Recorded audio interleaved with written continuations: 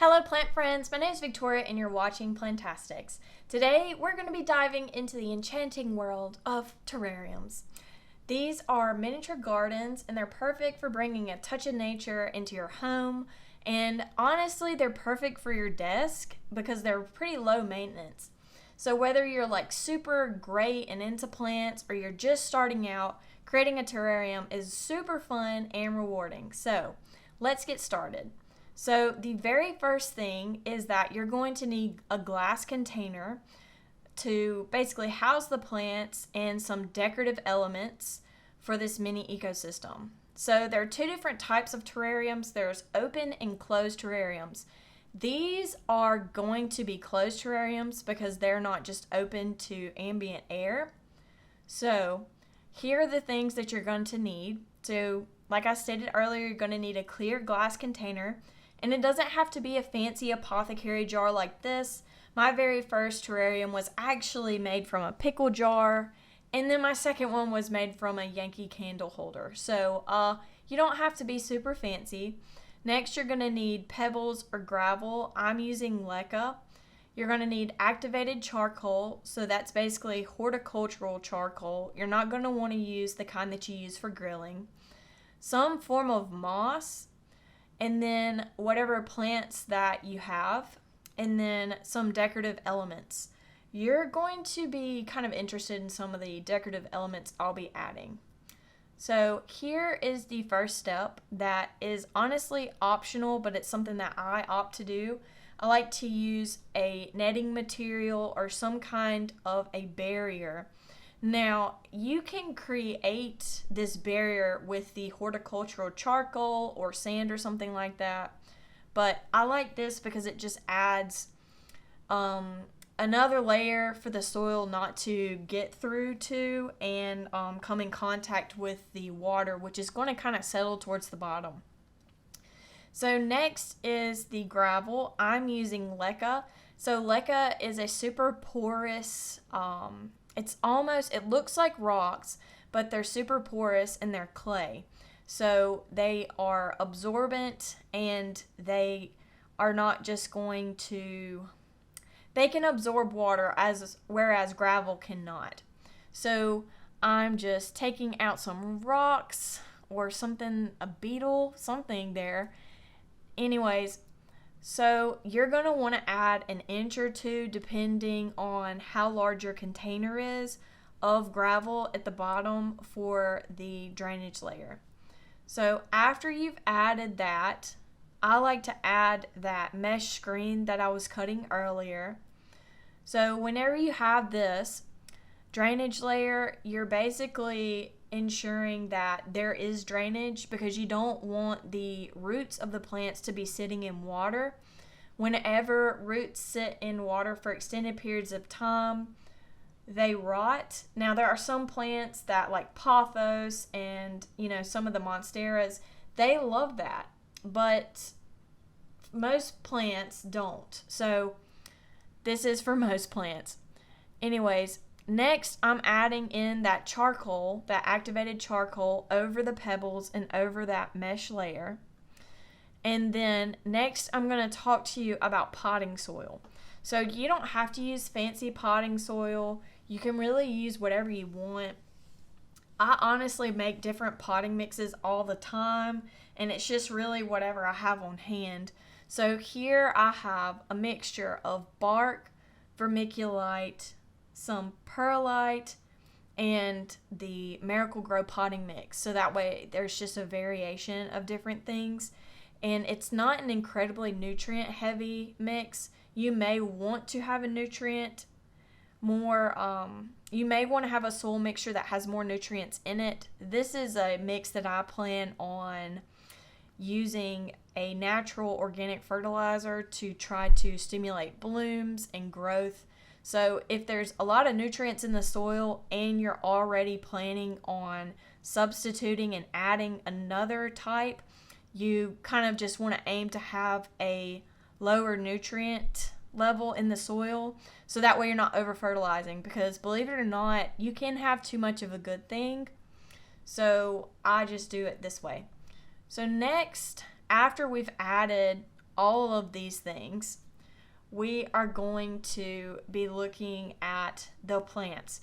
So the plants that you have available will obviously vary depending on your area, but some really great plants that you can add are Rex begonias. They love humidity. The Photonia plants, also called the nerve plant. And then there are some ferns and so on and so forth. I have a lot of begonias that I've been propagating. If you're really going for a wow factor, you can go for some miniature violets or something like that, because those are going to bloom, and you're going to want to go for true miniatures. Now, there are some sellers that sell baby standards that are able to bloom, and they sell those and advertise those as miniatures, but they will reach 6 to 8 inches in diameter, so they're not true miniatures. I have some miniatures. I have Jolly Deer that you're going to be able to see later on that I'm going to be adding to one of the terrariums. So you can add all kinds of things. And then in terms of moss, you don't need a lot, because you can just take a little bit, and if you put it on the bottom, like this T-Rex terrarium I have here, it will just spread like crazy. So here's one of my elements. This is a petrified sand dollar, and I have some other things. So here is a piece of wood. It's actually fake. And then this is a copper pipe, because we just had some pretty serious plumbing work done. Here's one of the plants. This is the Jolly Deer African Violet, and it's not going to be incredibly large. It's going to stay small. So I have had this terrarium for I think 2 years now. If not 2 years, maybe a year and a half. We're coming up on 2 years. And you can kind of see how this one looks. Now, when you first build it, it's not going to look like this. This takes time for it to grow in and look worn and kind of just like abandoned. So this is Magiya that I'm pulling out here now. And this is a terrarium begonia. Now, there are some begonias that are terrarium only, and people refer to them as terrarium only because they require such high humidity. If you have them outside of a terrarium or outside of a high humidity environment, they literally just kind of die. So here I'm taking some cuttings of some moss that I already have. You can kind of see. This is an unusual moss because it looks like each individual thread has its own leaves. You really can't see it that well. So I'm just tossing it in. But yeah, you can see that this is a aquarium decor piece, this T-Rex skull, and I planted a fern, a maidenhair fern underneath it, and it's just kind of grown through the eye sockets. Here's another African violet, and it's just another offset of Jolly Deer. So I'm taking out Magiya and I'm adding this violet because I just think it'll be very unusual and cool, especially if I can get it to bloom. So you can kind of see a full 360. So I've got some creeping Jenny in there. I don't see a lot of people using that, but I had some. And every winter I lose it because it dies in the freeze. So I just put a clipping in there. And I have to trim it pretty frequently because it does have a tendency to take over. So what I do now is I, in my mind, have an idea of what I want things to look like. But as I'm putting it into real life, I like to move things around. So I don't really bury the plants sometimes. Sometimes I'll move them around a little bit before I actually commit to planting them. So I know for a fact that I want Magiya kind of leaning up against this tree because I think it'll give it kind of like a worn effect. So when I'm building terrariums, I like to imagine a place that's abandoned and you've taken a snapshot of it, and that's what my terrariums are supposed to represent. I don't like to go for an entire miniature world. I think that's kind of cartoonish. Now, there are so many amazing creators that make those, and it's just a different style. So, but that's not what my aim is for. So this here is a jewel orchid that is not doing too hot. It doesn't have any roots. Sometimes I will put plants that are struggling in terrariums. This is kind of their last chance. And if they don't make a comeback, they just serve as fertilizer. So here is Lyallii. It's a begonia. It's a terrarium begonia, and the leaves look like maple leaves almost. They're lacy. So you can see that this is a cutting that I've rooted, and it has some pretty nice roots. So I'm going to submerge that underneath the soil. And I really like to use spoons. Now, this one is one that I used to feed my gecko with, and it's covered in silicone. And it's covered in silicone because I don't know if he just has terrible depth perception or what, but he just charges out whatever I put in there. So I have silicone to protect his mouth and his little teeth. But anyways, so I have multiple of those. But going on to say, I really like spoons when I'm working with terrariums. Now, there are all kinds of ridiculously priced things that you can get online. You can kind of just makeshift your own stuff. So if you go and get ice cream, you can get really long spoons there too.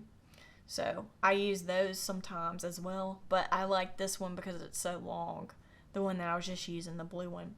So I'm just going to put the sand dollar here. So now I've got some depth, and the next thing that I like to do is I like to use a pump sprayer.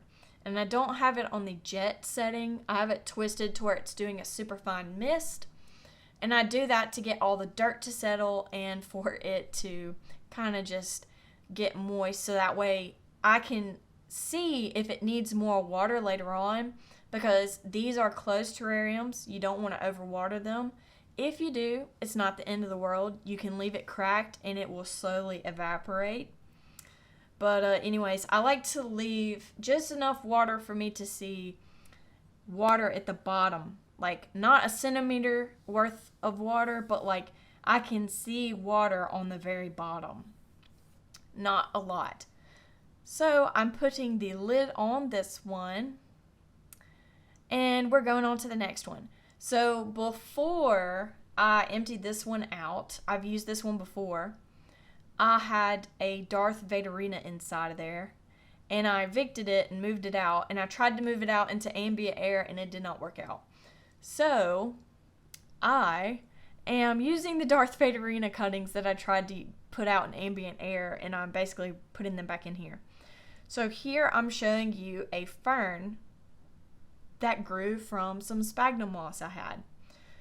So if you didn't know, ferns are kind of just like magic. They have spores. So basically wherever that spore lands, there's the potential for a fern. That's why you see ferns in some really odd places sometimes. You can see them on the tops of chimneys, on the sides of buildings, and that just means that a fern released spores and they traveled all that way and attached there and grew. So whenever you have any kind of moss or you're building terrariums, sometimes I will have ferns that I didn't plant, and they just were in the perfect conditions for that spore to form a plant. So I am kind of creating some depth here. So I'm kind of pushing the soil back a little bit. So this is one of my Darth Vaderinas, and she is kind of pathetic. She's got a really great root system, so that's promising. But yeah, so you can kind of, if you have a plant that's really struggling and you know it needs higher humidity, you can build a terrarium, and it can either be temporary or long-term. So a lot of the anthurium seeds that I've grown and chunks, I have them in terrariums, and then I crack the lid and slowly ease them out into ambient air. And it works really well for me. If you have something that needs to be watered really often, I see a lot of people putting carnivorous plants in terrariums. And when I think of terrariums, I think of low light plants and sundews, sarracenias, Venus flytraps. They need full direct sun, not just the morning sun that comes in through your window. Like, they need full overhead sun to grow and bloom and develop into, mature plants. But yeah, when they're super small, you can. I mean, I did that with mine because I purchased like a mystery 5-pack of carnivorous plants, and now they're like, my sarracenia is almost a foot tall now, and I have more Venus flytraps than I know what to do with. So here you can really see the benefit of using this long spoon. The other enclosure really wasn't difficult to get into, but this one kind of is. So I have these Darth Vaderina begonias, but I also have, I don't know what it is. It's a hybrid. It's one of the Botanicaz hybrids. And I've had it, just like the jewel orchid, in the bottom of my large vivarium with my crested gecko. And all of the upper canopy has grown and it is gorgeous. However, it growing in is at the detriment of all of the plants on the bottom because they're just not able to get sufficient light. And that Botanicaz begonia was one of those. I also had a Darth Vaderina hybrid that is not the green spot, and I think it perished because I don't see it anymore. But it was really interesting. It kind of had frilly edges on the leaves. So I'm taking this fern and I'm kind of just putting it in here. And I showed you a globe earlier, and I don't think I really talked about it directly, but I put some sphagnum moss in that globe. I got the globe for Christmas, and I just kind of left it there, and it did grow. So you can grow sphagnum moss. There are different people that say different things. The trick for me is to just forget about it. Have it in some sealed container and just forget about it. Put it in a window where it gets morning sun or under your grow light somewhere, and it just seems like it works out. And from the sphagnum moss, there are other mosses, there are ferns, there's all kinds of things that can grow from it. So if you want something that's kind of low risk that you don't have to really fuss with, just get a jar. I mean, it could be an empty pickle jar or a salsa jar or something. Just something with a lid that's kind of sealed, and you can grow your own moss. So that's what I'm doing, or that's what I've done here. And at the time of me recording this, I made these about 2 weeks ago, and just looking at the moss, parts of it are growing and parts of it are not. Now, sphagnum moss does like to be really wet, and I understand that this may not be the optimal condition for it, but I am looking forward to the spores and other things that could potentially grow from it, because it's not just sphagnum moss. It comes from a marshy environment, so there's all kinds of other things that are living in it, and they just need time to wake up. So this is that Botanicaz begonia hybrid I was telling you about. All of the begonias in this one are all going to have polka dots. In the other one, there's 2 begonias, and they both have shades of pink and red. And I just think that that's an interesting contrast, because red and green, obviously they're Christmas colors, but they're also complementary on the color wheel. And I'm trying to kind of just experiment with that a little bit. Now, I'm in the early stages of experimenting with it, so I'm not exactly like a pro or anything. So next, you can add lights if you'd like. I like to add those, or not. So thank you so much for watching. Be sure to like and subscribe, and I'll be seeing you next time. Goodbye.